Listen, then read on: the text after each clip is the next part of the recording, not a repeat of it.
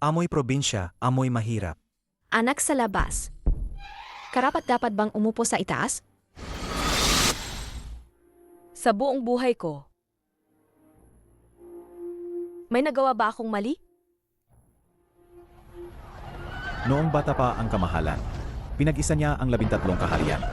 Pagkatapos, binawasan niya ang buwis. Naging masipag at mapagmahal sa mamamayan. Hindi niya binigo ang mga ninuno. At hindi niya pinabayaan ang mga mamamayan. Ano ang kanyang pagkakamali? Ipahayag ang utos. Lahat ng susunod na henerasyon,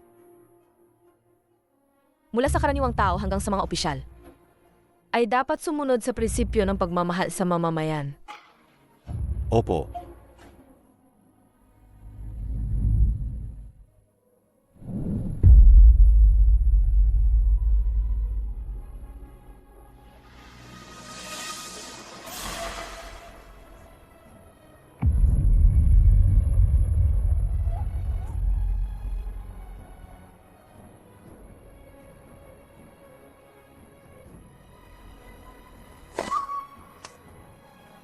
Pumanaw na ang kamahalan. Ako ang emperatris ng dinastang yan. Pagkatapos kong mamatay sa sobrang pagtatrabaho, nagkataon akong napunta sa katawan ng aking ika-30 henerasyong inapo, isang 6 na taong gulang na anak na babae. Ano ang binubulong-bulong mo diyan? Hindi nga nagkamali, taga-probinsya. Ganyan ba ang pagpapalaki sa inyo? Tete, bumalik na si Hao. Simula nang pumanaw si inay, ipinadala ako ni tatay sa probinsya. Matagal na panahon na ang lumipas.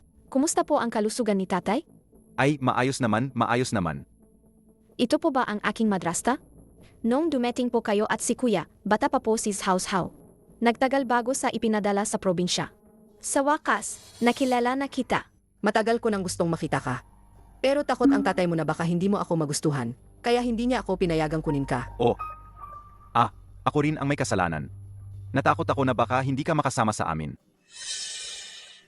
Ma, bakit ba dinala ni Lolo ang batang lumaki sa probinsya? Bakit siya dinala dito? Ano ba ang plano ng tatay mo? Malapit na ba siyang mamatay, kaya dinala ang batang to para sa mana, para hatiin ang yaman? Ikaw na taga-probinsya. Huwag kang makipag-agawan sa akin. Kung hindi, papatayin kita. Sa pamilyang Huo, may pagkakaiba ang anak sa tunay na asawa at anak sa labas. Ako ang tunay na tagapagmana. Hindi pa ikaw ang dapat magdesisyon. Ikaw na anak sa labas. Ano ang sinabi mo? Ikaw na bago lang sa pamilyang Huo. Paano mo nasasabing yan? Ikaw. Tigilan mo yan.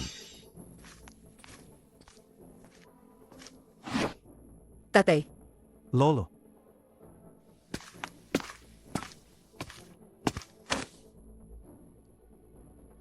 Wala siyang naging guro sa probinsya. Nalampasan na niya ang tamang panahon ng pag-aaral, siguro habang buhay na siyang karaniwang tao lang. Sa mga taong ito na ako'y may saki. Hindi ko alam ang sitwasyon sa bahay. Napabayaan kita. Nagsimula ka na ba mag-aral sa probinsya? Lolo. Anong pag-aral sa probinsya? Mas bagay pa sa kanya ang mag-alaga ng baboy. Tinatanong ba kita? Lolo, baka naman hindi siya marunong sa mga patakaran? Tingnan mo siya, hindi man lang nagbigay galang sa inyo. Walang-wala siyang asal. sanay si Zhao na walang asal sa probinsya. Ako na lang ang magtuturo sa kanya mamaya. Magtuturo? AME. Ingnan natin kung matututo siya. Ang mga kaugalian ng pamilyang Huo ay hindi madaling matutunan. Ang inyong apo, Hao, ay nagbibigay galang sa lolo.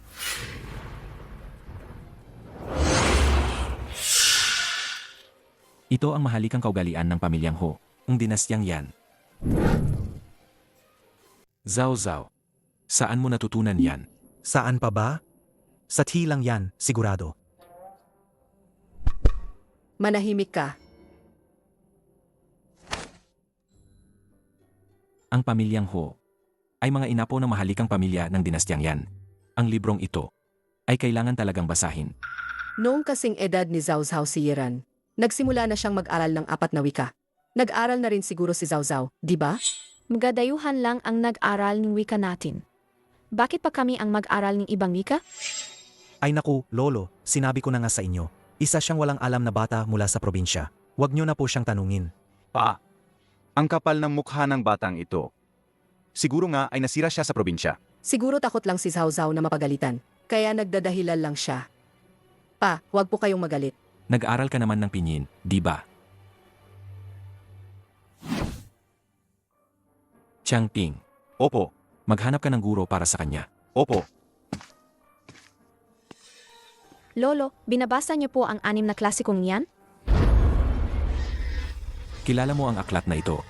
Kayang-kaya kong basahin ito pabaliktad. Isang salita lang ay hindi ko maintindihan. At sinasabi mong kayang mo itong basahin pabaliktad. AMEA. Hindi dapat nagsisinungaling ang mga bata. Magagalit si Lolo kung magsisinungaling ka. Ang aklat na ito ay mula sa 1,000 taon na ang nakalipas. Ito ay pamana ng ating mga ninong mahalika ng pamilyang Hu. Isang sinaunang aklat na ipinasa sa atin. Maraming salita ito ang hindi ko pa naiaalam. Bata ka pa, hindi mo ito maintindihan. Huwag kang magsinungaling. Sa kasalukuyan, ang gatao ay makitid ang pananaw. Hinahusgahan ang tao sa kanyang kasopan. Ang nakasot ng simpleng damit ay itinuturing na aso. Ang hamak na iskolar ay kinukutya. Ano ang ibig sabihin yan? Pa! Parang minura niya tayo. Hindi ba ninyo alam? Ang dragon na nagtatago sa kailaliman ay hindi nagpapakita ng kaliskis?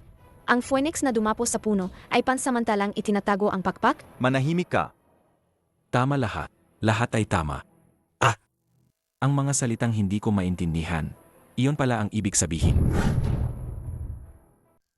Paano niya naintindihan? Ang sinaunang libro ng dinastiyang yan? Noong nakaraang buhay ko, 5 taong gulang pa lang ako, kabisado ko na ang 6 na klasiko niyan. Hindi ko inakala na magagamit ko pa ito sa buhay na ito. Pa, si Zhao Zhao ay may ganung palino sa pag-aral. Sayang naman kung kami lang ni Changping ang magtuturo sa kanya. Napakasayang talaga. Bakit hindi na lang natin siya ipadala sa ibang bansa para mag-aral ng mas malalim? Hindi nga dapat manatili si Zhao Zhao dito. Lolo, Magbubook na ako ng flight. May flight na ngayong gabi. Lolo. Simula ngayon, si Zhao Zhao ay sa aking silid titira. Ako mismo ang magtuturo sa kanya. Ano po ang sinasabi ninyo, Tay? Ito. Nabook ko na ang flight ko. Tingnan ninyo kayong dalawa sa mga nakaraang taon. Ginamit ninyo ang lahat ng inyong yaman para lang makapaggalaki ng isang tama. Si Zhao Zhao ay napakatalino. Hindi na siya pwedeng masira sa inyong mga kamay. Zhao Zhao, ara na.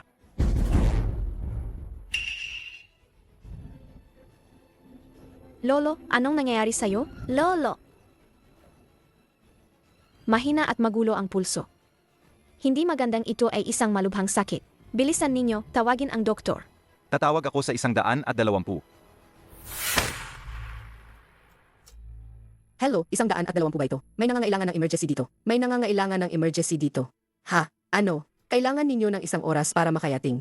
Paano na yan? Paano na yan? Huli na ang lahat.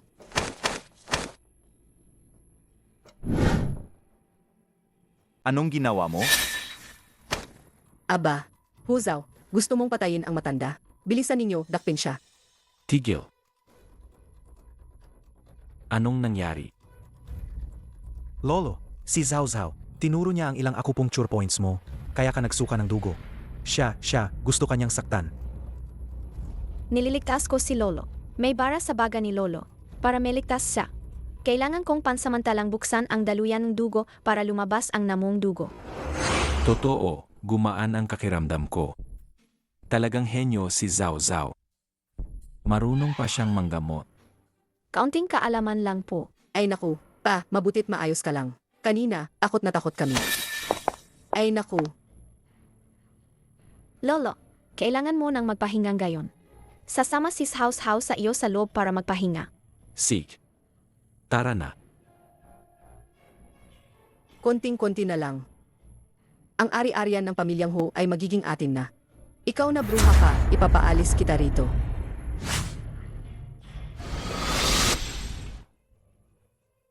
Nasaan ako? Bakit ako naging bata? Hindi ko pa makontrol ang katawan ko. Gutom na gutom ako. Bigyan mo akong pagkain, please. Umalis ka. Umalis ka. Saan galing ang pulubi na yan? Nakakabwisit. Gutom na si Zhao. Bakit hindi niyo pawin si Zhao Zhao? Ibibigay ko sa'yo ang katawan ko. Tulungan mo si Zhao Zhao na parisahan sila, ha?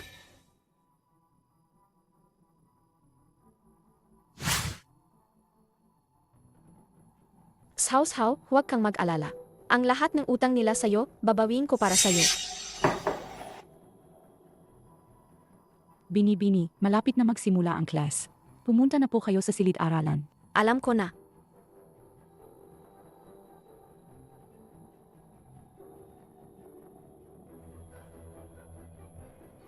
Masyadong mabigat ang pintong ito. Dahil hindi kita maalis, bibigyan kita ng leksyon. Lolo, salamat po sa pagsama nyo sa akin sa unang class. Lolo,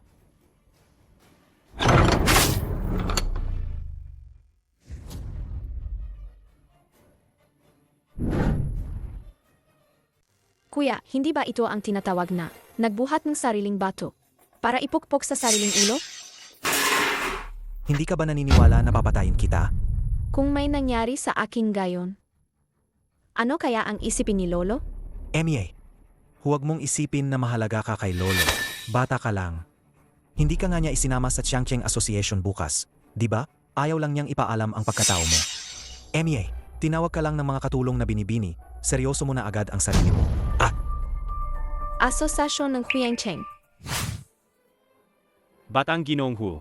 Hindi na naman dumating si Lolo Hu.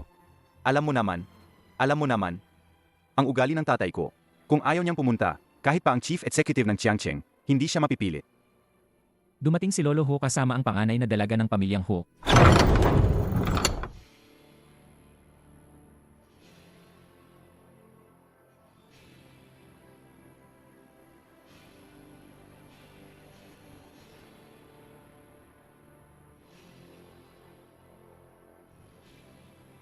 Tay, bakit po kayo nandito? May ayaw kasing dalhin si Zhao Zhao sa pagtitipon. Kaya ako na lang mismo ang nagdala sa kanya. Lolo Hu. Sino po ito? Magandang gabi po sa inyong lahat, Ngatiyo at Ya. Ako po si Hu Zhao. Gusto ko lang ipakilala sa inyo. Ito ang panganay na dalaga ng pamilyang Hu. Ano bang nangyayari kay Lolo? Ang pagpapakilala kay Huuzhao ng ganyan, hindi ba direkta niyang pinapahiya si Mama? Panganay na dalaga? Hindi mo ba alam?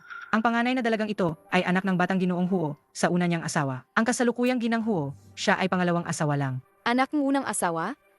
Paano nangyari na ang anak ng pangalawang asawa? Ay mas matanda ng ganito sa anak ng una? Yiran, Nabaliw na ba si Lolo? Dinala pa niya si Huuzhao at hayagang kinilala ang kanyang pagkatao. Sa tingin ko, gusto niyang ibigay ang buong pamilyang Huo sa batang yan. huwag kang mag-alala. Sa buong Chiangcheng, sino ba ang hindi nakakaalam na ang galing mo sa archery ay isa sa mga pinakamahusay?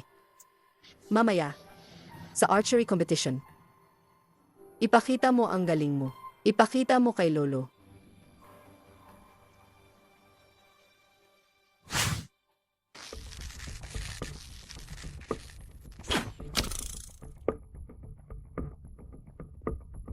Emie, Huyiran, 2 bulse at 1 siyam. Nangunguna sa puntos. Ito lang? Ang galing talaga ng panganay ng pamilyang Huo. Nga, masipag siya simula pa noong bata pa siya. Madalas siyang purihin ng lolo niya. mayroon pa bang iba na walang kakayahan na gustong makipagkumpetensya sa akin? Amy, napakaliit na tagumpay lang, pero ang yabang na. Amy, hindi pa ba niya alam na may mas magaling pa sa kanya? May mas mataas pa sa langit. Pero sayang lang ang pagod. Dito sa Chiangcheng, walang mas magaling sa akin sa archery. Siguro hindi pa pinapanganak. Mababaw ang pag-isip.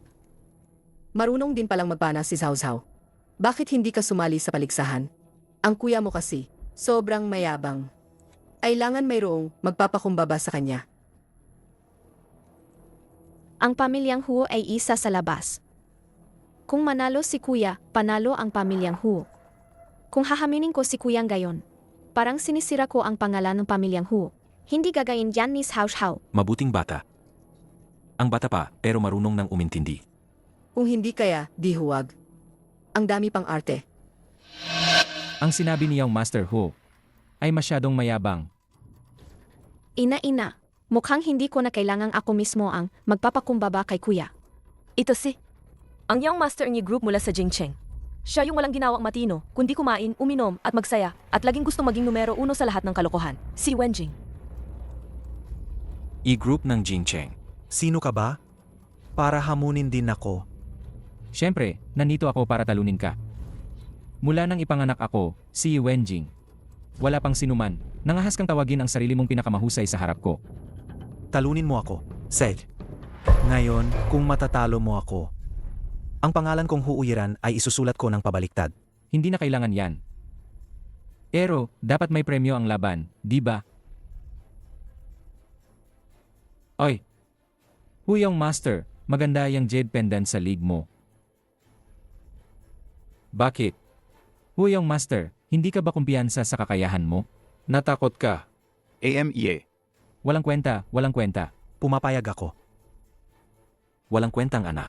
Sino ang nagbigay sa kanya ng pahintulot na itaya ang jade pendant na yan? Nagiging interesante na to. Ang jade pendant na yan ay alaala ng Yumaong Huo Old Madam. Pinahahalagahan niyan ang pamilyang Huo. Ang pagmamahala ni Huo Old Master at ng kanyang asawa ay hindi ordinaryo. Kung si Huyiran ay matatalo, hindi ba't mamamatay sa galit si Huo Old Master? Huyiran, lumapit ka rito. Te, ang pagpana ni Yiran ay palaging mahusay. Hindi siya matatalo. Nga, tatay. Kailangan mong maniwala kay Yiran. Hu Zhao, ano sa tingin mo? Para sa ganoong kahalagang bagay, ang kuya ay tekna. May malaking kumpiyansa sa kanyang kakayahan. Si Huo Zhao, tulad ng kanyang madrasta, ay naniniwala sa kuya. Sej po, Kung gayon, Ginoong Huo, tingnan mo ng mabuti.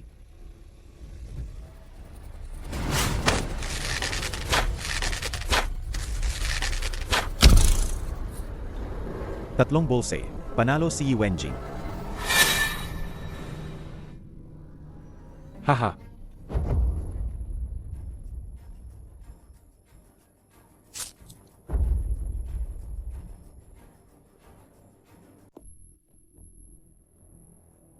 Ginoong Huo, dapat kang tumupad sa iyong taya. paano kung ibang bagay na lang? Kahit anong gusto mo, ako. Ay, kung ano ang kinaya ko. Iyon ang kukunin ko. Hindi naman siguro tatakasan ni Ginoong Huo ang taya, di ba? Wala kang silbi. Alagang wala kang silbi. May tao ba dyan? Dalhin niyo siya rito. Ipatupad ang parusa ng pamilya. Ay, tatay. Atay, huwag kang mag-alala, huwag kang mag-alala. Kung talagang wala ng paan, kakausapin ko si Ginoong Ye. Ang pinakamasama, ay bibilhin na lang natin pabalik. Hindi pa naman kailangan ng parusa ng pamilya. Ano? Bibilhin pabalik. Hindi ka pa ba nahihiya? Ang daming nakatingin. Ang batang yan, ipinatalo ang jade pendant. Tapos gagastusan mo pa para bilhin pabalik. Kung ganoon, ang pamilyang Huo ay magiging katatawanan ng Xiangcheng. Lolo, may paraan po ako. Panahon ba ngayon para magloko ka? Anong paraan mo? Kung ang Jade Pendant ay kayang ipanalo. Kung gayon, kaya rin itong bawiin. Ang ibig mong sabihin, makikipagkumpetensya ka kay Wenjing. Maliit na bata. Ito ay malaking pana na kayang bumagsak ng agila. Kung hindi mo magagamit ng maayos, maaring masugatan ang palad mo. Hindi ito laruan mo. Tay, hindi talaga pwede. Tingnan mo, mas mataas pa sa kanya ang pana. Hindi niya rin kayang hilahin ang pana. Paano niya magagawa? Gusto ni Zhao Zhao na sumali, kaya hayaan mo siya. Apag umakyat siya at wala siyang napana. Sa oras na yun, mapapahiya, tingnan natin kung magugustuhan pa siya ng katay mo. Ay, Zhao Zhao. Yung Master Ye, interesado ka bang makipaglaban sa akin?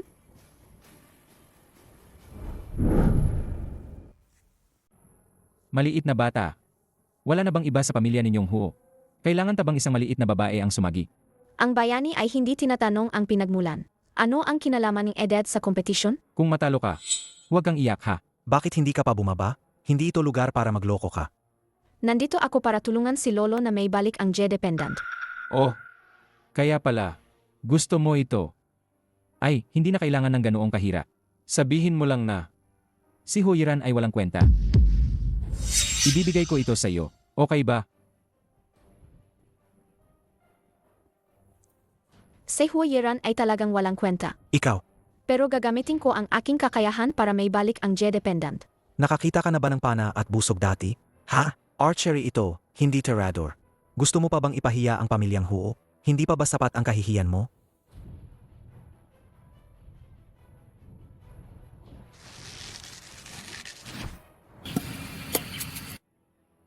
Ikaw.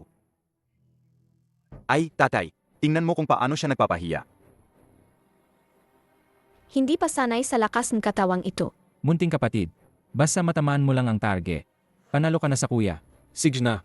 Hindi na kailangan. Tatalunin kita. Sa patas na paraan, ibabalik ko ang J-dependent. Atay, sinabi ko na sa inyo, wala siyang alam. Hindi niya nga kayang hilahin ang pana. Paano siya mananalo? Buisit na bata. Magpapahiya lang yan.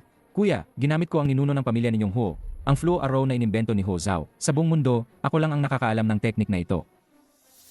Ang iyong walang kwentang pamamaraan ng pagpananing bata, may lakas ka pang loob na tawaging flow arrow? Ipapakita ko sa iyo kung ano ang tunay na flow arrow. Ang posisyon mo ngayon ay maayos. Pero, ang tinatarget mo ay ang target ni Ho Yiran. Hindi na dapat siya pinayagan. Nakakahiya. Kung di mo alam ang patakaran, huwag ka nang magpakita rito at magpahiya. Hindi mo nga mahanap ang target. Umalis ka na dyan.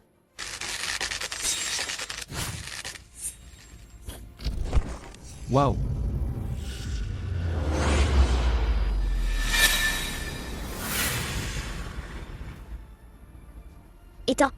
Ito ang flow arrow. Kaya rin pala yan. Ito ang Flu Arrow, ang nawawalang panang ninuno ng pamilyang Huo, si Empress Hu Zhao. Hindi ko inakala, ang husay sa pagpana ng panganay na dalaga ng Huo ay umabot na sa ganoong antas. Napakagaling. Hahaha. Magaling, magaling, magaling. Karapat dapat kang ang apo ni Ho Chengxiang. Hahaha. Ibig sabihin panalo ako? Ako, si Wenjing. Hindi pa natatalo sa kahit sino. Mga tao, Naku, ang pagiging pasaway ni Wenjing. Bumalik na naman. Balita ko, ang batang ginoo ng pamilyang Ye, sa mga bagay na may kinalaman sa paglilibang, gusto niyang laging siya ang una. Ngayon, napahiya siya. Hindi kaya gagawa siya ng gulo kay Binibining Hu? Yeda Xiaoyi, anong ibig mong sabihin? kung nangahas kang talunin ako, dapat mong panagutan ang kahihinatnan. Ye Xiaoyi. Pagkatapos mo siyang talunin, hindi na niya ako pwedeng saktan. Alo ka na, anggapin mo. Tingnan natin kung sino ang mangahas na saktan ang apo ko. Te, masama ang pakiramdam nyo. Bakit nyo papapansinin ang isang bastos na tulad niya? Nga, tay. Anak nyo yan. Sino ba naman ang may gusto na galitin ni Zhao? Zhao, si Young Master Yi, pinigilan na namin. Kung hindi natin siya pinigilan, baka ang pamilyang Yi sa Jingcheng ay maging hadlang sa atin.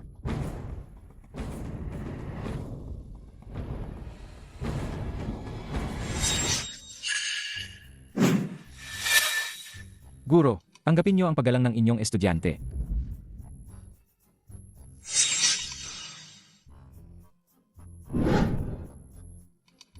Anong nangyayari dito? Maraming taon na akong nasa mundong ito, pero wala pang nakakatalo sa akin. Ngayon, gusto kong maging estudyante nyo. Sana ay turuan nyo ako ng inyong husay sa pagpana. Pagbati, Grandmaster. Kinuha ko na ang J-dependent. Pero ang maging guro mo, huwag na lang. Bakit? Lolo, naibalik ko na po ang J-dependent sa inyo. Hahaha. Zhao Zhao, pinagmamalaki mo talaga ang pamilyang Huo. Lolo. Bakit ka sumisigaw? Kung wala si Zhao Zhao ngayon, ang minanang J-dependent ng lola mo ay nawala na sana dahil sa'yo. Tay si Yeran. Gusto lang din niyang magpakitang gilas. At maganda naman ang intensyon niya. Nga, tay, hindi naman sinasadya ni Yiran. Pag uwi, pagsasabihan ko talaga siya. Tama, Lolo. Pangako ko po, alagaan ko ng mabuti ang J-dependent na ito. Hindi na po mangyayari ulit ito. Dahil sa nangyari ngayon, hindi ko na maibibigay sa iyo ang J-dependent na ito. Anong ibig sabihin nyo? Ang jet pendant na ito ay sumisimbolo sa tagapagmana ng pamilyang Ho. Lolo, kung hindi sa akin, kanino nyo ibibigay? Ako lang ang apo ninyong lalaki.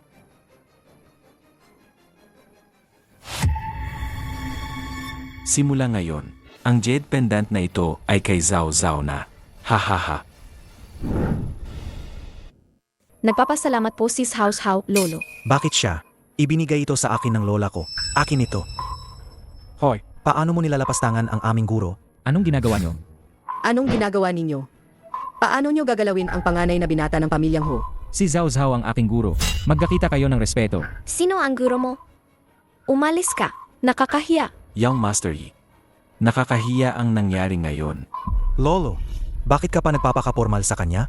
Siya, kanina pa siya. Hindi pa ba sapat ang kahihiyan? Umuwi ka na nga. Lumayas ka.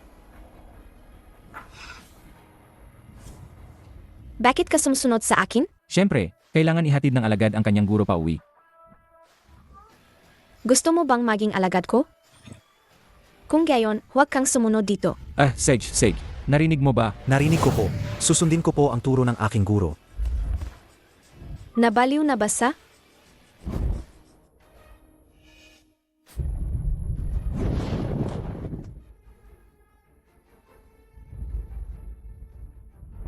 Ipaalis mo na nga itong nakakainis na batang ito.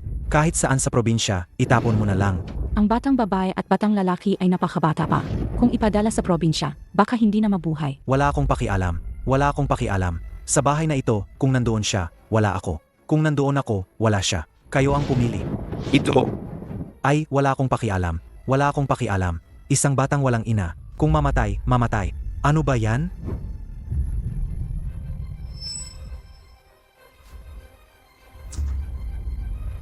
Huyiran!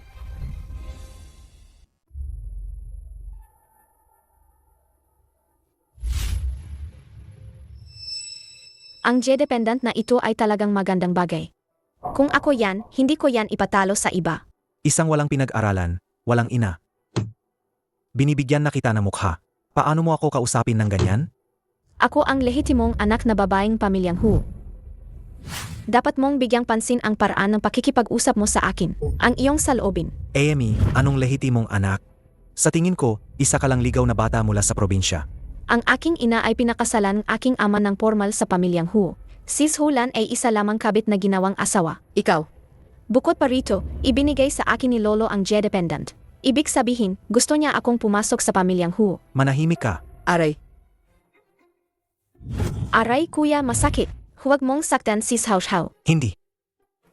Anong drama yan? Hindi pa nga kita nahahawakan. Sashal, alam ni Hao na hindi siya gusto ni kuya. Hindi na makikipag-agawan si Hao kay kuya. Para sa'yo, nagkamali si Hao. Hindi na maglalakas loob si Hao na kinin ang gagamit ni kuya. Bakit ka ba ganyan ngayon, ang bait mo? Pero ayos lang. Mula ngayon, sa tuwing makikita mo ako, dapat kang magpakumbaba. Narinig mo ba? Aray. Sino yan ang walang galang? Lolo. Ito, kanina lang. Hindi ko nga siya hinawakan. Nagpanggap lang siya. Si Huiran, pangunahing apo ng pamilyang Huo, hindi nagpapakita ng respeto sa mga gamit ng ating mga ninuno, ng api sa mga nakababata, talagang kahihiyan ng ating pamilya. Ipataw ang parusa ng pamilya. Lolo. Mapa, sabihin nyo kay Lolo, mamamatay ang tao kung ipapatay ang parusa ng pamilya. Bata pa si Yiran. Paano niya kayanin ang parusa ng pamilya? Ang pagkakamali ng anak ay kasalanan ng ama. Kung magmamakaawa ka pa, sasaktan ko rin ikaw. Nakikiusap ako sa'yo. Patawarin mo na si Yiran sa isang pagkakataon. Siya lang naman ang apo mo. Ang pagpapalala sa anak ay parang pagpatay sa kanya, para ito sa kanyang kabutihan. Zhao. Hindi naman si Yiran gumawa ng masama sa'yo. Kaya mo bang makita na mahalan ng kalahating buhay ang kapatid mo? Ikaw at si Yiran ay magkapatid. Dugo nyo ay magkaugnay. Lolo, parusahan niyo na ako. Lolo, okay lang na magdusa si Hao. Naisip lang ni kuya, nakakahiya na nawala sa kanya ang gamit ni Lola, kaya bigla sang nawalan kontrol. Kasalanan ko ito. Hindi dapat kinuha ni Hao ang J-dependent at ginawa sang galit. Pasensya na po. Lolo, ako na lang po ang parusahan ninyo. Zhao, tumayo ka. Wala kang kinalaman dito. Aluhurin siya. Ngayon, itutuwid ko ang asal ng pamilyang Huo. Lolo. Lolo.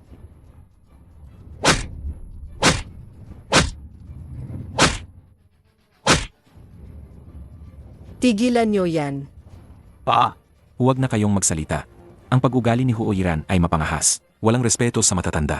Walang awa sa bata. Padalos-dalos. Hindi iniisip ang kahihinatnan. Nagdulot ng kahihiyan sa pamilya. Pagkatapos ng parusa ng pamilya, ipadala agad siya sa lumang bahay sa Yangcheng para magmuni-muni. Kung wala akong pahintulot, walang sinuman ang papayagang bumisita. Lolo, alam ko na po ang pagkakamali ko. Lolo, pakiusap. Huwag niyo po akong ipadala doon. Ang lugar sa bundok sa lumang bahay, hindi yan lugar para sa tao. Si Yiran, lumaki siyang spoiled. Hindi niya yan kakayanin. Nga, hindi naman siguro kailangan yan. Kung ganoon, noong ipinadala nyo si Zhao sa probinsya, bakit hindi nyo naisip yan? Kaya ba niya yan? Matanda na si Huo Yiran. Anong hindi niya kakayanin? Te, Huwag na kayong magsalita. Kung ipagtatanggol niyo pa siya, sasama kayo sa kanya. Lolo, samahan ko po kayo sa loob para magpahinga. Lolo. Dapat mo ring maranasan ang hirap ni House How.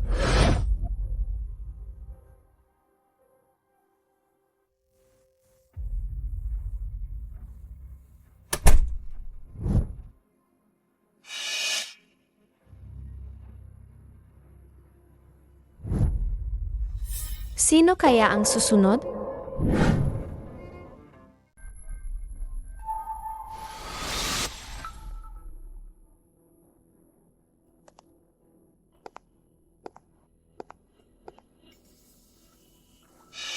Sino ka? Nasaan ang doktor? Ako ang asawa ni Hu Changping. Ikaw ang kabit. Sa totoo lang, ikaw ang kabit. Tutal, ang anak namin ni Changping ay nasa junior high na. Ano ang sinasabi mo? Nasaan si Hu Changping? Eh, hindi na siya darating. Hindi ako naniniwala. Hindi ako naniniwala. Hindi ako naniniwala. Ah! Ang sakit ng tiyan ko. Ah! Ah! Ah!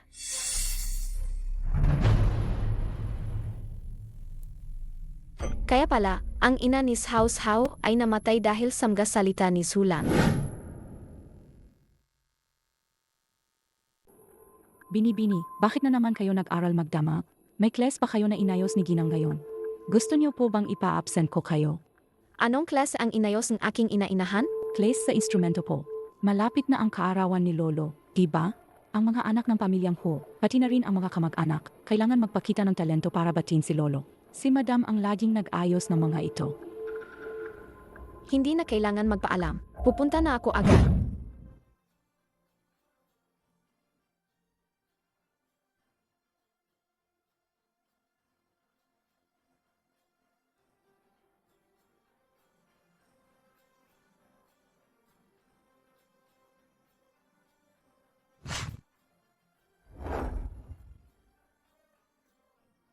Nagpupugay si House How sa kanyang madrasta.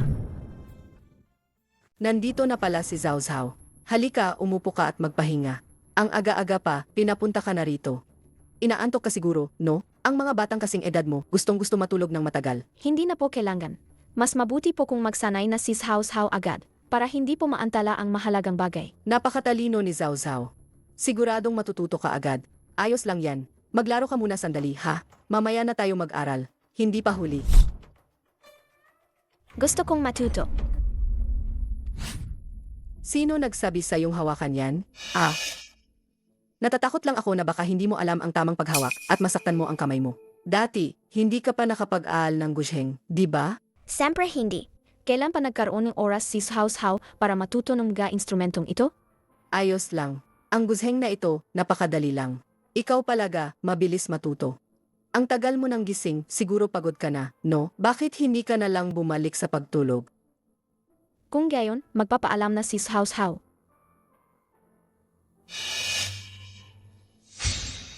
Ano na naman kaya ang binabalak ni Sulan? Hintayin na lang natin sa birthday party. Gayon, karawan na matanda. Kumusta na ang pag-aral ng guseng ni Miss? Kumusta naman ang pagtuturo ni Madam? Wala siyang itinuturo. Wala sang itinuturo. Ano? Paano nang gayon? May kasabihan sa sining ng digmaan. Ang tubig ay umagos ayon sa lupa. Ang hukbo ay nananalo ayon sa kalaban.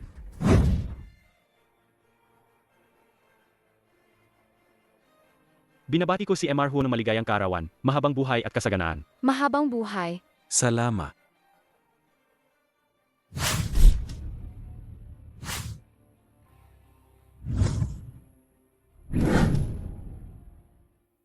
Matagal ko nang naririnig. Na pinaghandaan ng hosto ni MRS Ho ang programa para sa kaarawan. Sa laki ng paghahanda, alam kong hindi ito magiging pangit. Nga, MRS Ho, simulan na natin. Simulan na.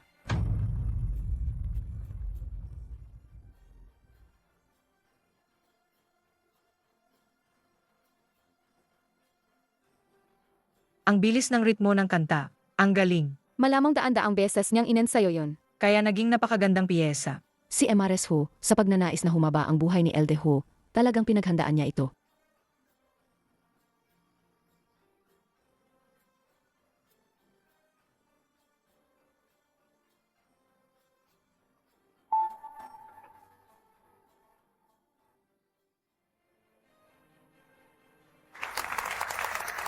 Kahanga-hanga. Magaling. Napakagaling. Ang manugang mo, pa sa piyesang ito, matagal na panahong pinaghandaan. Halos hindi na siya makatulog ng maayos. Ba't mo pa sasabihin yan kay Dad? Wala na yun. Basta masaya si Dad, walang halaga ang hirap ko. Yung bata mula sa sangay, magaling na ang ipinakita. Kaya ang anak mula sa pangunahing angkan. Siguradong mas magaling diyan, di ba? O nga, MRS ho, tama na ang suspense.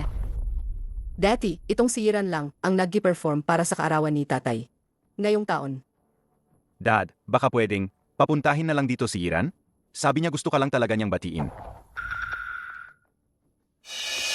Ayos lang yun. Nandito naman ang zawzaw natin, di ba? Mayroon ding inihanda si zawzaw na pagkatanghal ngayong araw. Huzaw. Anong inihanda mong palabas para kay Lolo? Gasing. Matagal na itong pinagpraktisan ni Huzhaw.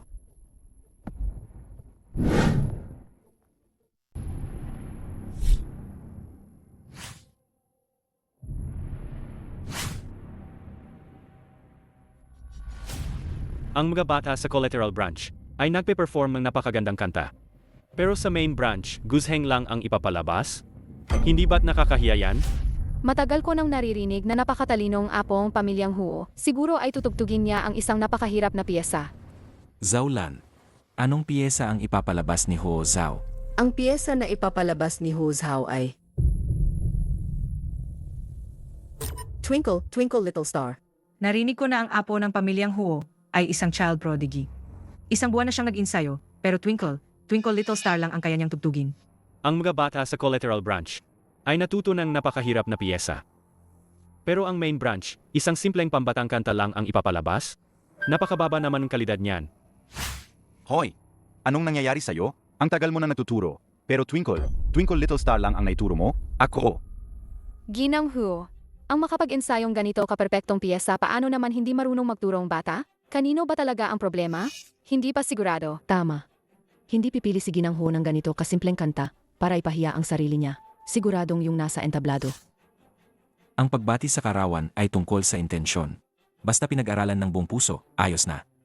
Zhao Zhao, simulan mo na ang pagtatanghal. Lolo, hindi ko po kayang tugtugin ang Twinkle, Twinkle Little Star.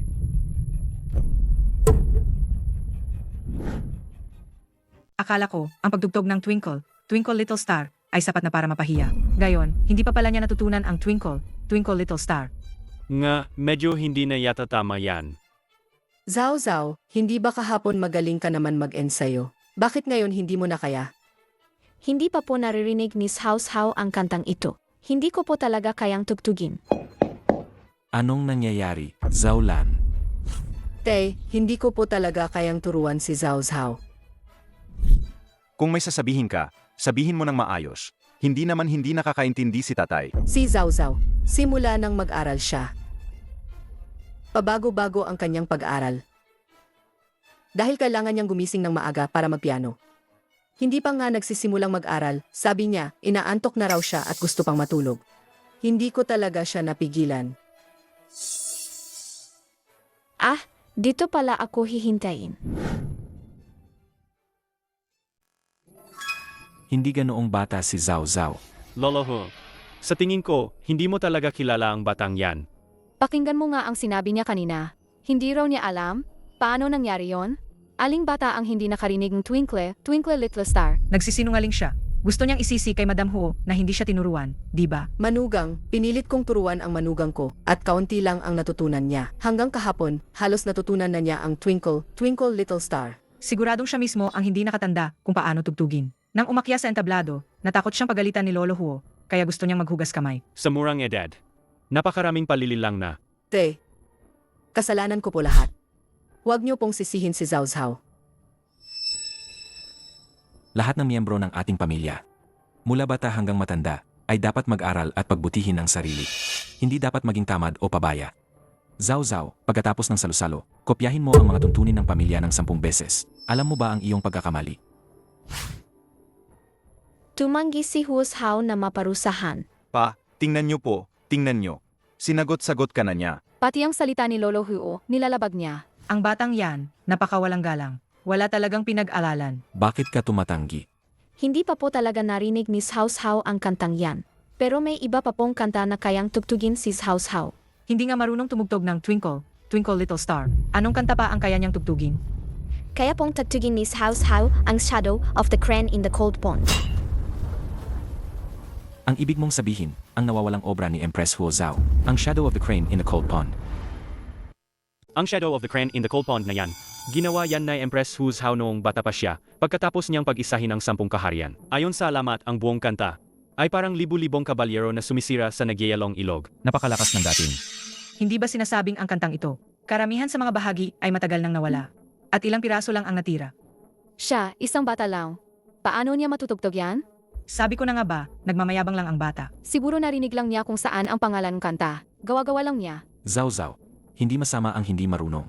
Pwede tayong matuto. Pero hindi tayo dapat magsinungaling. Hu Zhao, bago pa magalit si Lolo, at bago pa siya magalit ng sobra, pumunta ka na at tanggapin ang parusa. Kung hindi na lang pakopya ng 10 pamilyang aral ang parusa mo. Zhao Zhao, ang Shadow of the Crane in the Cold Pond. Wala namang buong komposisyon na naiwan sa kasaysayan. Paano mo alam yan?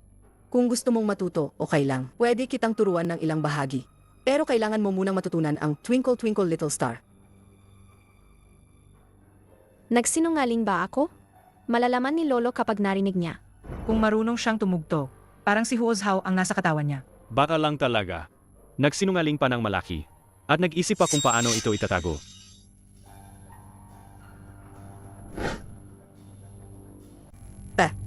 Bata pa si Zhao Zhao. Huwag niyo siyang sisihin. Iutos ko na sa mga katulong na iwi siya muna.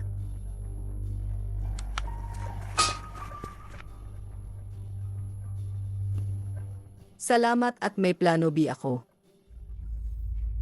Hindi talaga siya marunong. Nasira pa ang mga string, ibig sabihin mali ang pagtugtog. Hindi siya nag-aral ng maayos.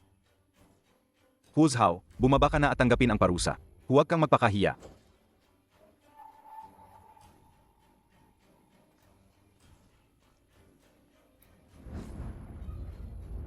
Ano na naman kaya ang pakulo niya? Anino ng tagak sa malamig na lawa. Ito ay original na piyesa para sa daang instrumento. Ano ang masama kung ibang instrumento ang gamitin?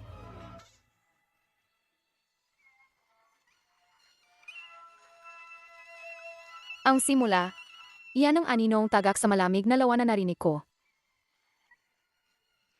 Pero ang bahaging ito, hindi ito ang mga sikat na bahagi. Tinutugtog niya. Ang buong anino ng tagak sa malamig na lawa. Paano nangyari yan? Ang anino ng tagak sa malamig na lawa, matagal nang nawala. Paano niya naitugtog ang buong piyesa? Sino ka ba talaga? Naalala ko na. Ang dating asawa ni Ginoong Huo, si Lin Jing, parang eksperto siya sa pag-aaral ng mga sinaunang, mga nota ng musika. Siguro, bago siya namatay, nahanap na niya ang nota ng anino ng tagak sa malamig na lawa. Ama nga. Inag-aralan ni Lin Jing ang mga ito noong nabubuhay pa siya. Si Lin Jing ang nagturo kay Zhao Zhao. Siguradong nakuha ni Zhao Zhao ang tunay na puro ni Lin Jing. Nahanap ni Lin Jing ang nota ng anino ng tagak sa malamig na lawa. Hindi niya ba sinabi sa'yo? Ako, hindi ko naman narinig na sinabi niya yan. Kaya pala kakaiba. Hindi ba't namatay si Lin Jing pagkapanganak pa lang? Magaring namatay ang pamilya niya, wala siyang malapit na kamag-anak. Kahit si MR Hu, hindi alam ang bagay na yan. Paano napunta kay Hu Zhao yan? Kung sabihin nating ang music score na yan ay hindi napunta kay Huo Zhao, pero marunong naman siyang tumugtog. Narinig ko kasi, ang mga bata raw ang madaling makakuha ng mga hindi kaaya-ayang nilalang. Kung ganoon ang sinasabi mo. Ang nasa entablado, hindi yan ang panganay na anak ng pamilyang Huo. Ano ba ang pinagsasabi ninyo? Ang mga ganyang kalokohan, nasasabi niyo pa. Nga, arawan ng tatay ko ngayon. Bakit ka nagsasabi ng mga masasamang bagay? Hindi naman yan ang ibig naming sabihin. Ito, Ang tugtog na yan, bakit parang nakakapanindig balahibo? Nakakatakot?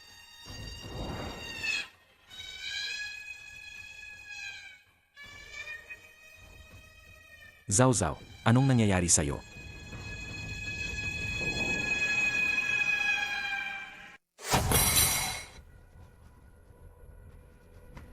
Zulen. Bakit mo ako sinaktan?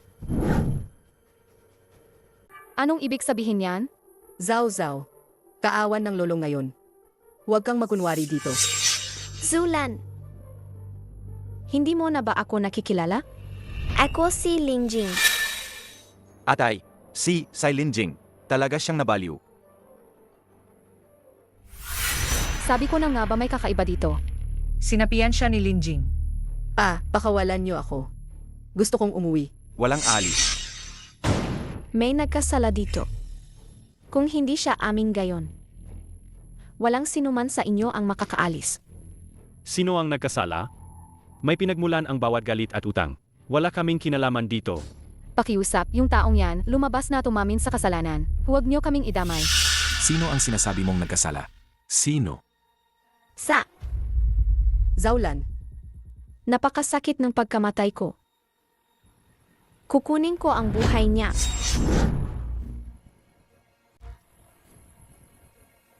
Ang ibig niyang sabihin, pinatay siya ni Ginang Huo. Mula noon hanggang ngayon, hindi ba't marami ng kwento ng pangalawang asawa na pumatay sa orihinal? Hindi ko akalain na si Zaulan, na mukhang mabait sa panlabas, sa likod pala ay ang taong ganoon kasama. huwag kayong magsalita ng kung ano-ano. Papa, huwag kang maniwala sa kanya. May nagpaplano lang nito.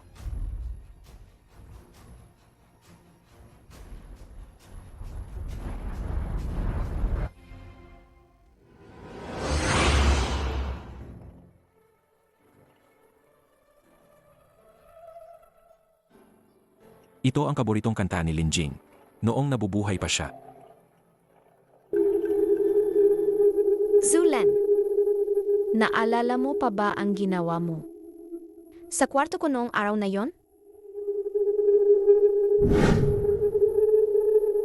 Linjing. Ano ang ginawa ni Zaulan noong araw na yon? Noong araw na yon, malapit na akong manganak. Mag-isa kang pumasok sa kwarto ko. Sa ang nagsabi sa akin na meron silang anak ni Huo Changping na nasa high school na.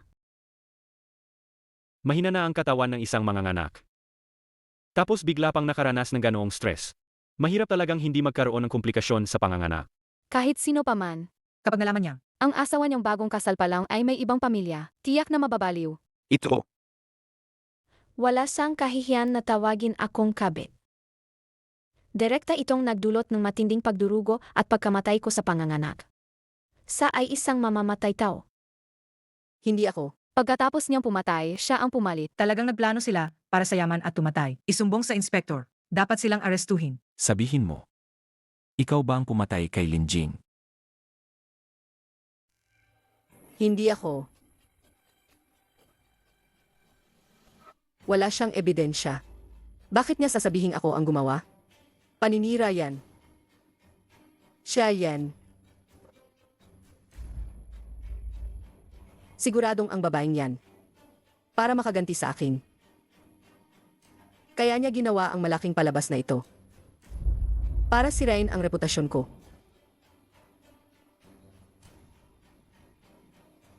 Kung sa pagsasalita lang ay makukulong na ako, para saan pa ang batas? Noon, natatakot akong pagkatapos manganak, hindi ko mababantayan ang bata sa lahat ng oras. Sa kwarto ng pasyente, naglagay pa ako ng 2 CCT. Ikaw noon, binura mo lang ang mga CCT footage sa ospital.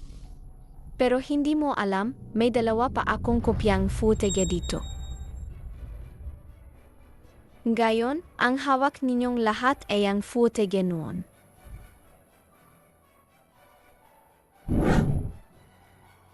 Sino ka, Doktor? Ako ang asawa ni Hu Changping. Kabit ka. Sa totoo lang, ikaw ang kabit. Utal ang anak namin ni Changping. Nasa junior high na. Ito ay sadyang pagpatay. Pumatay ng tao. At nakapagkunwari pa na walang nangyari, nabuhay ng maraming taon. Ang babaeng ito ay talagang mapanlinlang at malupit. Bakit mo ginawa yan? Bakit ko ginawa yan? Sinundan ko si Ho Changping ng mahigit 10 taon. Bakit pagdating ng babaeng yan? Siya na agad ang ginangho. At ako ay isa lang, lihim na karida. Pero ano ang kinalaman ni Linjing dito? Wala siyang kasalanan. Wala siyang kasalanan. Hindi ako pumayag. Ang mga anak niya, pagkapanganak pa lang, ay ang pinakamarangal na binata at dalaga ng pamilyang Ho. Ang mga anak ko, habang buhay, ay may tatak ng pagiging anak sa labas. Hindi ko yan papayagan. Kung gayon, dapat sisihin mo ang lalaking ito. Saang walang pananagutan sa'yo. Hindi ba't ako rin ay nilinlang niya? Asalanan mo pa rin. Bago ka dumating, wala kaming ginawa. Kasalanan mo lahat. Kung hindi dahil sa'yo, hindi sana nangyari ang lahat ng ito.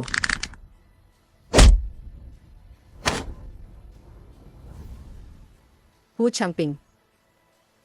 Sinipa mo ako. Hindi ko talaga inakala na gagawa ka ng ganyan kalokohan. Ang pamilyang Huo ay hindi magtatago ng tulad mo. Tinawagan ko na ang mga investigador. Sa kulungan ka na magsisi sa ginawa mo. May natanggap kaming tawag. May sangkot sa tangkang pagpatay dito. Nasaan ang suspect? Ah, siya po. Dali, aestuhin niyo siya. Bilisan. Ayokong makulong. Changping, ginawa ko ito para sa'yo. Ikaw ang nagsabi na pinakasalan mo si Lin Jing para lang makuha ang yaman niya at gusto mo siyang mamatay agad. Kaya ako ginawa yun. Hindi mo ako pwedeng gawin to. Ako, nagbiro lang ako. Nagreklamo lang ako. Hindi ko inakala na gagawin mo talaga yun. Sech, kumilos ka. Inspector, narinig niyo naman lahat. Di ba? Siya lang ang may gawa nito. Siya lang mag-isa. Wala akong kinalaman diyan. Lin Jing, narinig mo yan, di ba? Mali ang pinuntahan mo. Ang tunay na pumatay sa'yo ay hindi ako. Ahaha. Ang mga buhay, mas tanga pa sa mga patay. Ano ba tong nangyayari? Isang simpleng handaan sa kaarawan. Bakit naging ganito? Natapos na ang paghihiganti. Ang babaeng iyon, dapat na siyang umalis, di ba? Zhao Zhao.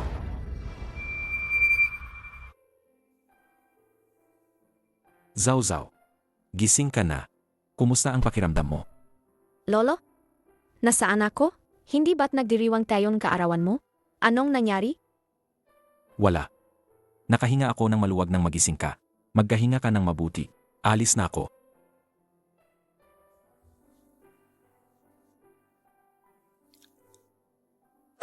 Maestro, Umalis na si matandang Huo. Umalis na? Pumasok ka. Sabihin mo nga, yang maliit mong utak, paano mo naisip ang ganyang paloloko na nagpapanggap na multo? Paano mo nalaman na nagpapanggap lang ako? Narinig ko lang na sinabi nila, ang panganay na si Huo ay sinapian ng multo. Alam ko na ikaw lang yan na nagpapangga. Sa mundong ito, walang ganyang bagay. Ay, naniwala pa sila. Sa mundo, isang uri lang multo ang meron. Iyon ay ang multo sa puso. Kaya hinanap mo ako. Para tulungan kang kunan ang video na yan. Para rin, mapanagot ang iyong madrasta. Hindi ako naniniwala. Hindi ako naniniwala. Ang sakit ng tiyan ko. Director, paano ang pag-arte nila ngayon? Nakuha ba nila ang gusto nyo? Sige na. Ay naku, sa wakas tapos na ang shooting, wap-up na ang mga extra. Pero, bakit mo kinukunan yan? May silbi yan sa akin. Pero may tanong ako, paano mo nalaman ang pinag-usapan nila noon? At na-recreate mo pa ng eksakto? May nagsabi sa akin. Ay, alam ko na. Sigurado akong noong gumagawa ng masama ang stepmother mo, may nakakita sa kanya. Tama nga, ang gumagawa ng masama, malalaman din sa huli. Sige na. Hindi na kita guguluhin. Magbahinga ka ng maayos. Alis na ako.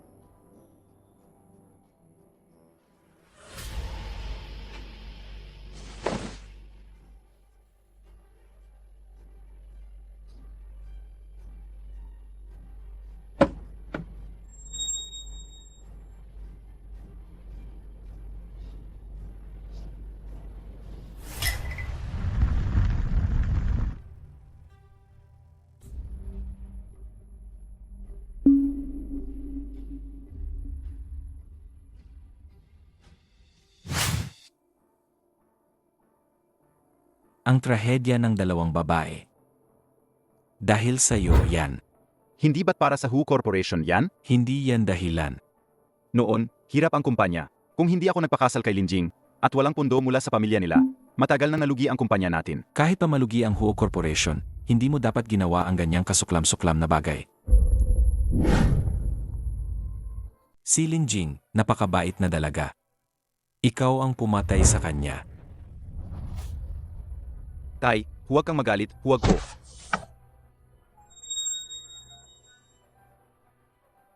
Ang pamilya Huo ay may utang kay Linjing. Nagkasya ako. Pagkatapos kong mamatay, lahat ng ari-arian ng Huo Corporation ay iwan ko kay Zhao Zhao. Siya ang magmamana. Bago siya maging legal na edad, ikaw ang mamamahala. Tay, nababaliw ka na ba? Ibibigay mo ang lahat ng ari-arian sa batang babaeng iyon? Hindi ka ba nag-iisi? Ang pamilya Huo ay may utang kay Linjing. Tinutulungan kitang kubusin ang kasalanan mo. Anong kasalanan ang tutubusin? Tay. Sa tingin ko, ulyanin ka na.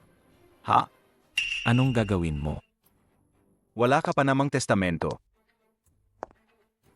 Kung mamatay ka, ang kumpanya ay magiging akin na lahat.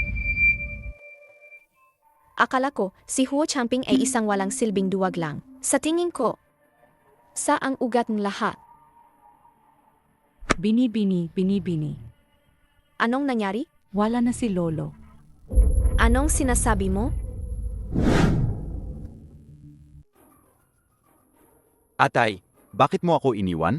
Lolo, alam kong may nanakit sa'yo. Tutulungan kitang maghiganti. Changping, ang patay ay hindi na mabubuhay.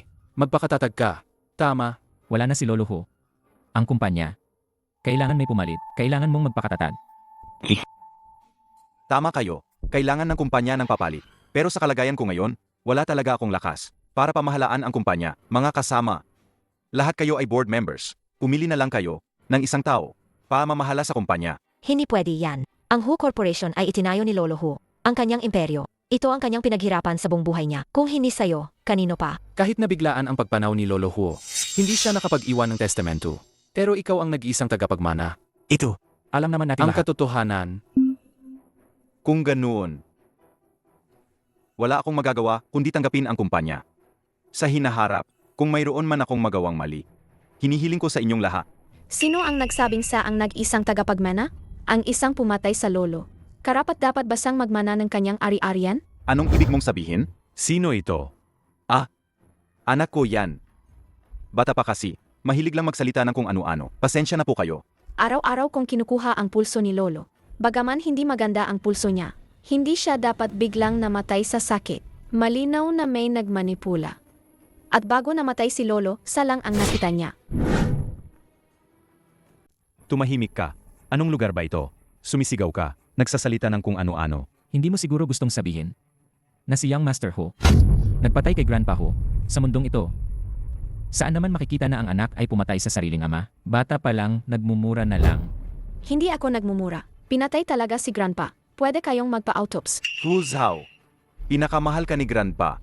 Ngayong wala na siya, sa libing niya, ganito ka magulo? Gusto mo bang hindi siya makapagpahinga? Mr. Huo, Ang anak mo, napakawalang respeto. Bago siya mamatay, pinakapaborito niya siya.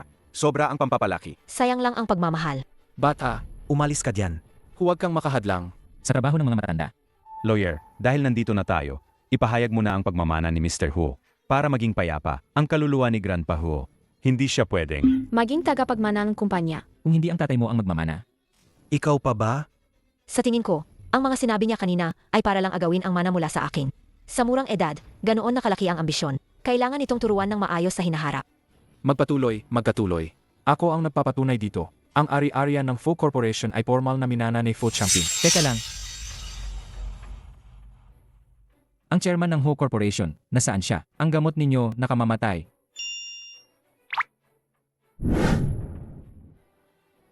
Yung Master Yi, anong ibig mong sabihin? Mayroon ba kayong pabrika ng gamot? Sa ilalim ng Ho Corporation. Naglabas kayo kamakailan ng bagong gamot, hindi ba? May ganoon nga. Yung gamot na yon, nagdulot ito ng problema sa taong uminom. Nandito ang biktima. Huwag kang magbintang ng walang batayan. Anong karapatan mong sabihin na ang gamot namin ang dahilan ng kanyang kalagayan? Ipakita ninyo sa kanila.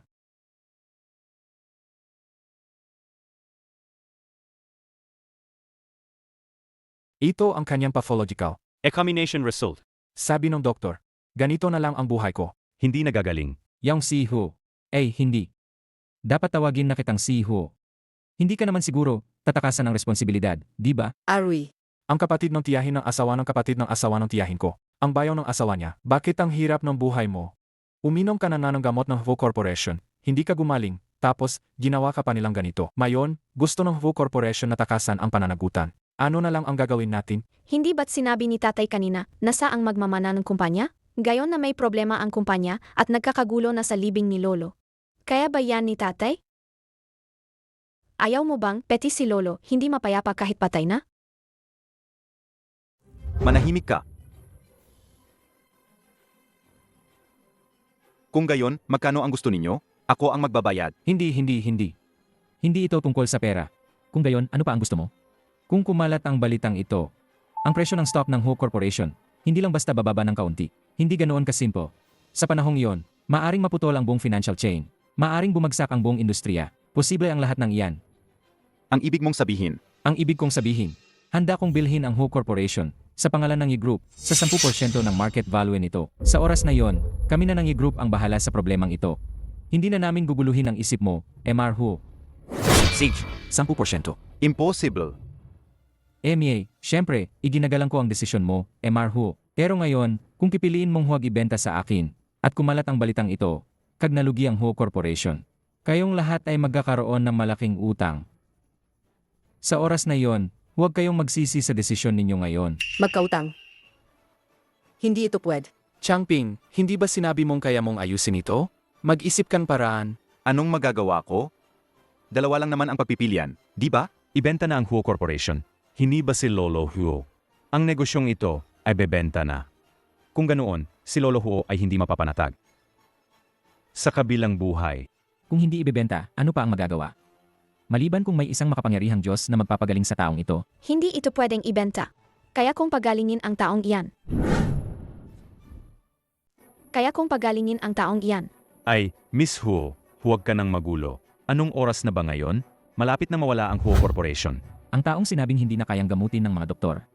Paano mo magagamot, isang bata ka lang? Isang 6 na taong gulang na bata, magpapagaling? Sa tingin ko, hindi niya nga alam ang gamot sa sipon. Tingnan mo siya, nagkakalat lang dito. Tama na. Noong nabubuhay pa si Lolo, pinapaboran ka niya, hinahayaan kang magulo. Ngayon, ako ang pinuno ng pamilyang Huo. Umuwi ka na agad. Young Master Ye, kung mapapagaling ko ang taong ito, hindi mo na ba ipagkakalat ang bagay na ito? Siyempre, ang bagay na ito, kahit ang Ho Corporation, ang bagong chairman ay walang magawa. Kung pagagalingin lang ng isang bata, kung gayon, ang posisyong ito ay hindi nakarapat-dapat sa pangalan. Ano ang gagawin niya? Bilisan nyo, pigilan nyo siya. Kung mali ang acupuncture, may mamamatay.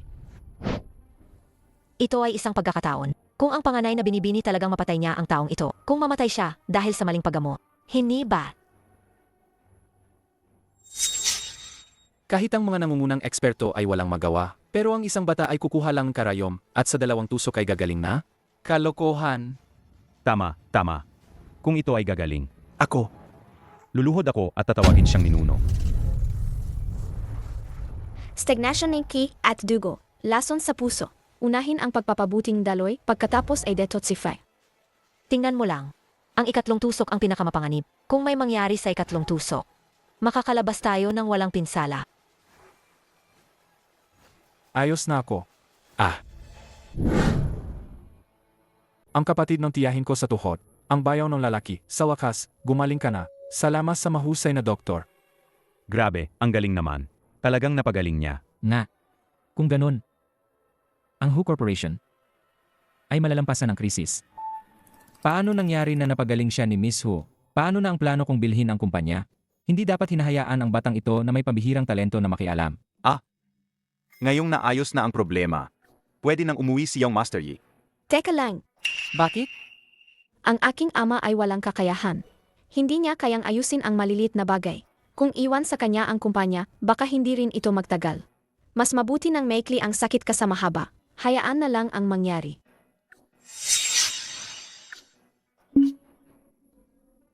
Miss, huwag naman. Kung bumagsak ang Huo Corporation, lahat tayo ay maghihira. Pakiusap, pagalingin niyo siya. Ayoko. Ho, kausapin mo ang anak mo. Kung ang ama ay hindi karapat-dapat, palitan na lang mas may kakayahang tao para mamuno sa Huo Corporation. Impossible. Kung ayaw ang ama, hindi na rin pipilitin ni House How. Miss, pag-usapan natin ng maayos. pero kung sa gusto mo, Ngayon, Wala nang ibang pagpipilian, di ba? sino nagsabing wala? Hindi ba't mayroon na? Sino? Ang panganay na dalaga ng pamilyang Ho. Siya.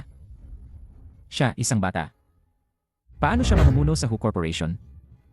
Batay sa nangyari kanina, ang kanyang kalaman sa medisina ay mas mataas kaysa kay Si Ho. At saka, dati pa, si Lolo Ho mismo ang nagturo sa kanya. Sa Jiangcheng, sino ba ang hindi nakakaalam na ang panganay na dalaga ng pamilyang Ho ay napakatalino? At saka, ang panganay na dalaga ng pamilyang Ho ay apo pa rin ni Lolo Ho mula sa kanyang tunay na linya. Hindi ba't ito ang kamang-tama at lehitimong paraan? Kalokohan. Ang Hu Corporation ay ipinasa sa akin ng aking ama. Hinding-hindi ako papayag. Nalaktawan ako at ibigay ang kumpanya sa batang ito na wala pang ngipin. Kung ayaw ni tatay, wala na ring magagawa si Hao. Ayaw? Ayaw. Marho, sa sinabi mo, ibig sabihin, pumapayag ka na ibenta sa akin ng kumpanya? Hindi.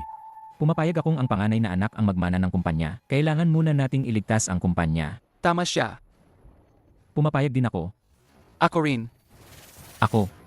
Pumapayag din ako. Kayo, pinagtutulungan niyo ako. Wala kang kakayahang iligtas ang kumpanya. Kaya, palitan natin ng may kakayahang pinuno. Dahil 80% ng board ay pumayag na ang panganay na anak ang maging chairman, ang desisyong ito ay formal ng epektibo. Agad na babaguhin ng abogado ang tagapagmana. Sandali. Hindi pa niya nagagamot ang tao. Paano ninyo nalaman na hindi niya tayo niloloko? Ito ay para sa pagpapaluwag ng daluyan. Tingnan ninyo. Sinira niya, di ba? Ito ay para sa paglilinis ng lason. Salamat, Doktor. Pakiramdam ko ay ganap na akong gumaling. At pakiramdam ko mas magaan pa kaysa bago ako magkasakit. Ang 3 karayom kanina ay nagbukas sa mga meridian mo na matagal nang may lamig sa buto. Maraming maliliit na sakit ang gumaling din dahil dito. Tingnan ninyo. Ito ang karapat-dapat na maging tagapagmana ng pamilyang Ho. Nga. Kung hindi dahil sa pangyayaring ito, hindi pa namin malalaman na ang tunay na may kakayahan sa pamilyang Huo ay si Binibining Huo. Nabaliw na kayo. Nabaliw na kayong lahat.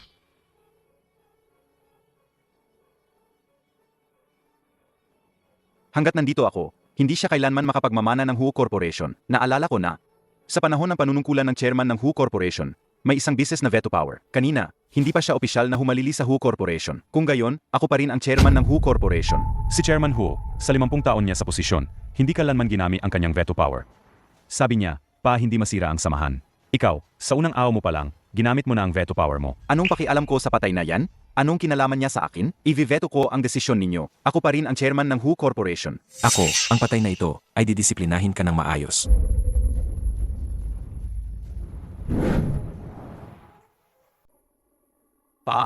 Hindi ka patay? Kung gayon, sino ang nakahiga sa entablado? Kung hindi dahil kay Zhao Zhao, ako na sana ang nakahiga sa entablado. Wala na si Lolo. Anong sinasabi mo?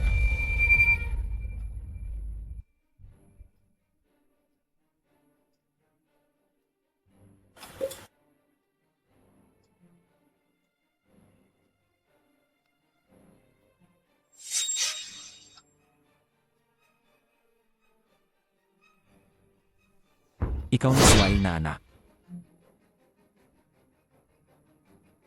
Hindi ako patay. Hindi ba ako pinatay ng suwail na yung gamit ang unan? Nasaan ako? Hu Chengxiang, huwag kang mag-alala. Ito ang bahay ko sa Xiangcheng. Ligtas ka rito. Ano ba talaga ang nangyayari?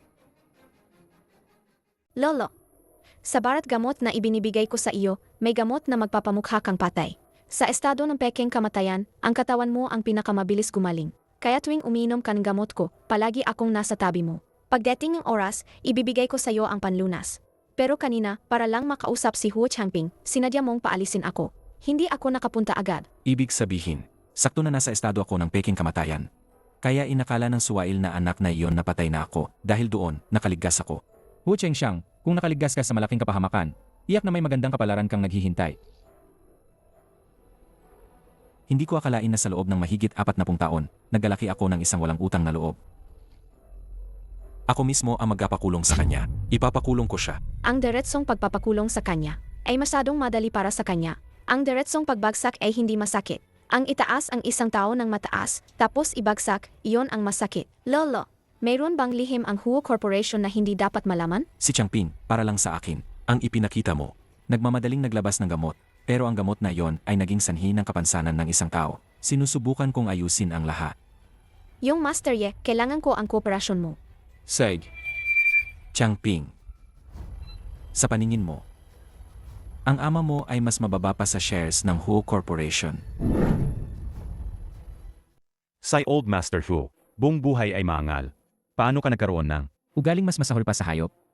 Para sa pera, pati ang sarili mong ama, kaya mong patayin. Kung ang Huo Corporation ay mapupunta sa'yo, ang pundasyon ng ating mga ninuno ay masisira mo lang. Ginawa ko to. Dahil sa'yo, hindi ba? Mula pagkabata, kahit minsan ba pinuri mo ako, ang tagal kong nagsikap, pero sa huli, mas mababa pa rin ako sa isang bata? Sa puntong ito, naghahanap ka pa rin ng dahilan. Para sa sarili mong kagustuhan, ginawa mo ang ganoong nakakapangilabot na bagay. At sa huli, sinisisi mo pa ang iba. Hindi mo ba talaga nakikita ang sarili mong pagkakamali? Ano bang pagkakamali ko? Anak, ang magmana sa ari-arian ng ama, may mali ba doon? Kung hindi niya lang ipinilit na ibigay ang lahat na mana sayong sayo, bakit ko siya sasaktan? Ginawa ko ito para sa ikabubuti mo. Kung mapunta man sa'yo ang Huo Group, wala pang 10 taon, iyak na babagsak ito. Ayokong dumating ang araw, sa edad mong yan, malulunod ka sa utang. Lolo, ingatan po ninyo ang inyong kalusugan. Si Zhao Zhao ay matapang at may diskarte. Sa kanyang mga kamay, ang Huo Group ay tiyak na mas unlad pa. At ikaw, bilang kanyang ama, panatag ang buhay mo. At tatanda ng mapayapa. Puro ka dahilan. Puro ka na lang dahilan. Hindi mo lang talaga kayang ituring akong tunay na anak. Pinaniniwalaan mo lang talaga na hindi ako karapat-dapat sa apelidong Huo.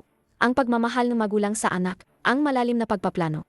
At matatalinong diskarte ni Lolo sa harap ng isang tulad mong baliw sa kapangyarihan, isang puppet, ay naging isang biro. Napakalungkot. Manahimik ka. Hindi mo karapatan, isang bata, na sermonan ako. Si Miss Huo Zhao, 6 na taong gulang pa lang, nailigtas ang Huo Corporation. Ikaw, mahigi 40 anyos na, puro gulo lang ang ginagawa. Mas mababa ka pa sa kalingkingan ng anak mo. Tama. Sabi mo, para sa Huo Corporation. Pero ang nangyari kanina, kahit ang nangyari kanina, kailangan pa ng panganay na anak para ayusin ang gulo mo. May gana ka pang sabihing paborito lang ni Lolo. Na, kung may kakayahan ka lang sana, hindi sana direktang ipapasa ni Lolo ang kumpanya sa apo niya, hindi sa'yo. Manahimik kayo. Manahimik kayong lahat. Ginayuman niya kayo. Binili niya kayo. Hindi kita napalaki ng maayos. Ngayon, hindi na rin kita mapapangaralan. Umunta ka na lang sa kulungan. Doon ka mag-isip-isip at pagbayaran ang mga kasalanan mo.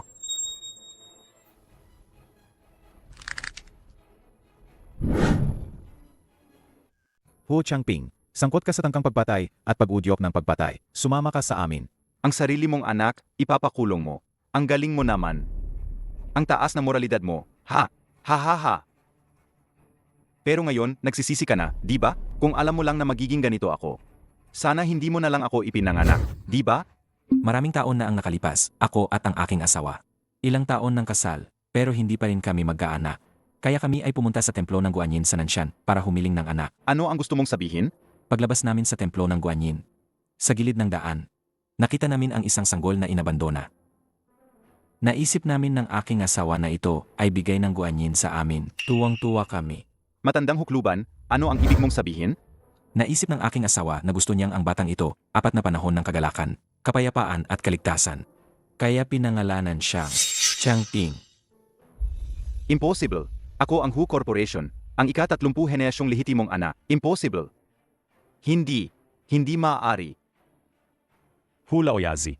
Anong kasalanan ang nagawa mo? Zhao Zhao, agod na si Lolo. Uwi na tayo.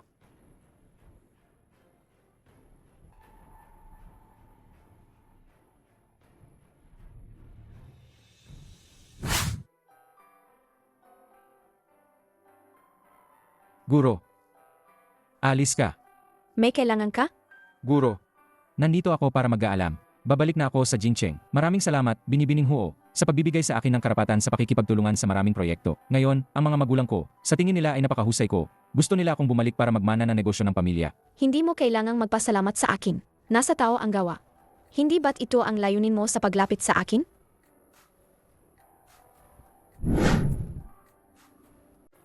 Bilang panganay na binata ng pamilya Ye, wala kang silbi. Pero ang kapatid mo sa ina, ang pangalawang binata ng pamilya Ye, ay may kakayahan. Ilang buwan na ang nakalipas. Sa isang inuman, hindi sinasadyang nabanggit ni MR Ye na ibibigay niya ang kumpanya sa pangalawang anak. Hindi nagtagal. Dumating ka sa Kuyangkeng Association. Zhao Zhao, napakatalino mo talaga. Sa simula, lumapit ako sa iyo para lang makalapit kay Lolo Huo. Hindi ko inakala na ganito ang kahihinatnan ng lahat. Gusto ko lang makakuha ng mas maraming proyekto. Para mapabilib si Papa. Dahil nabasa mo na ang intensyon ko, bakit mo pa rin ibinigay sa akin ang lahat ng proyektong ito? Ang isang tao na nangunguna sa lahat ng uri ng paglilibang at pagpapakasasa ay hindi kailanman isang walang silbi. Ang kakayahan mo ay higit sa karaniwan. Naniniwala ako na matatapos mo ang mga proyekto ng mas mahusay kaysa sa iba. Nagmamadali ako, alis na ako. Salamat, Guro. Ikaw ang unang nagtiwala sa akin. Magiging magkaibigan pa rin ba tayo pagkatapos nito? Sa tingin ko, sa hinaharap, ang kooperasyon ng pamilyang Huo at Ye Group ay hindi magkukulang.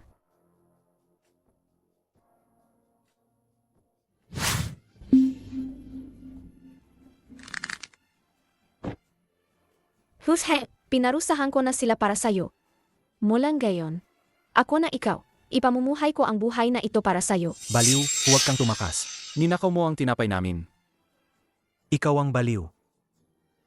Ako ang panganay na binata ng pamilyang Huo. Panganay na binata, hahaha.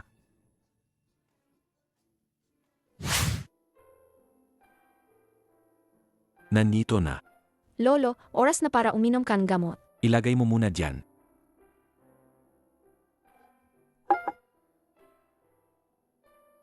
Ngayon, apos na ang lahat. Sino ka ba talaga? Lolo, ano po ang sinasabi ninyo? Ako po si Hu Hao. Hindi ito nakasulat sa anumang talaan. Ang royal etiquette ng Hu clan. Ang apo ninyong si Hu Hao. Bumabati sa inyo, Lolo. Kabisado rin niya, hindi ito nalutas kailanman. Ang 6 na klasiko ng dinastyang yan. Gayon, may mga taong makitid ang pag-isip. Hinuhusgahan ang iba sa kanilang pananamit. Kapag nakakita ng simpleng damit, tinatawag na aso.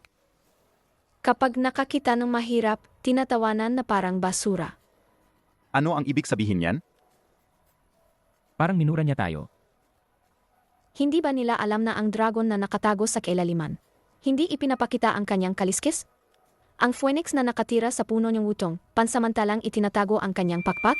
Ang nawawalang shadow of the crane in the cold pond. Kayang gawin ang lahat.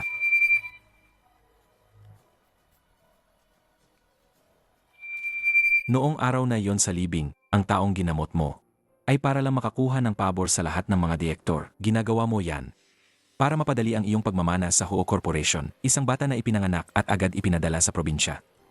Kahit gaano pa katalino, imposibleng alam ang lahat ng ito. Matagal ko nang iniisip ang lahat ng nangyari, simula nang dumating ka sa pamilyang Huo. Nalaman kong ang iyong estratehiya, kahit ako, ang matandang ito, ay humahanga. Wala po akong estratehiya, kundi ang gulong ng karma.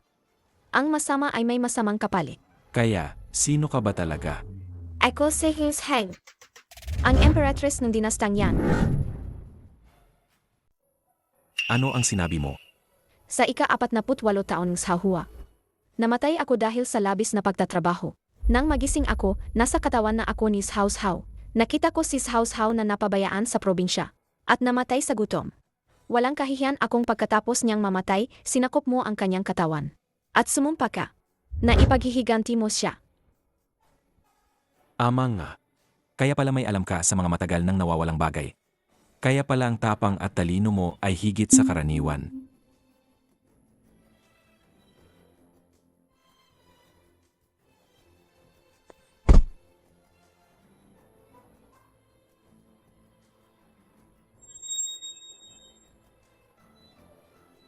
Ang ika-29 na henerasyon ng pamilyang Huo, Hu Chengxiang, humihingi ng kapatawaran sa mga ninuno. Hindi mo kasalanan. Ako, si Hu Chengxiang, ay nagaksaya ng 70 taon. Tinuruan ko ang aking anak, pero hindi ang puso niya. Inamahalaan ko ang pamilya, pero hindi ang ugat nito. Naglalaki ako ng isang halimaw na papatay sa ama at kakain sa anak. Hindi ko naprotektahan ang aking mga apo. Kung hindi dahil sa pagbabalik ng Empress, matagal nang gumuho ang Huo Corporation. Lahat ito ay kasalanan ni Chengxiang.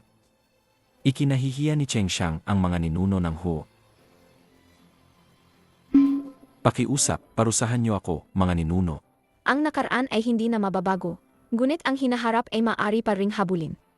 Parusahan kita na mulang gayon ay ituro mo sa akin ng buong puso ang paraan ng pagnenegosyo sa panahong ito. Bago muling lumakas ang Huo Corporation, hindi mo ako pwedeng iwan. Tinatanggap ng apo ang parusa.